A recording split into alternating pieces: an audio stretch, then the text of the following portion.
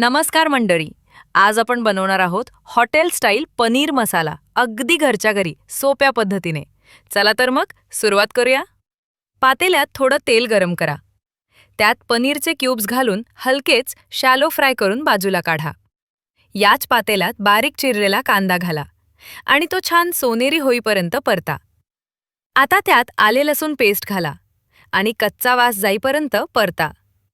यानंतर tomato puree घाला आणि तेल सुटेपर्यंत शिजवा. आता हळद, लाल तिखट, धणे पावडर आणि चवीनुसार मीठ घालून सगळं नीट ढवळून घ्या. आता काजू पेस्ट घाला आणि ग्रेव्ही छान मऊ व घट्ट करा. थोडंसं पाणी घालून उकळी येऊ द्या. यानंतर शॅलो फ्राय केलेले पनीर क्यूब्स घाला आणि हलक्या हाताने मिसळा. त्यात गरम मसाला, कसुरी मेथी आणि हिरवी मिरचीचे काप घाला. शेवटी क्रीम किंवा मलाई घालून वरून कोथिंबीर पसरवा आणि गॅस बंद करा. अशा प्रकारे आपला हॉटेल स्टाईल पनीर मसाला तयार. रेसिपी आवडली असेल तर लाईक करा, कमेंट करा आणि कल्पना किचन आयनला सबस्क्राईब करा.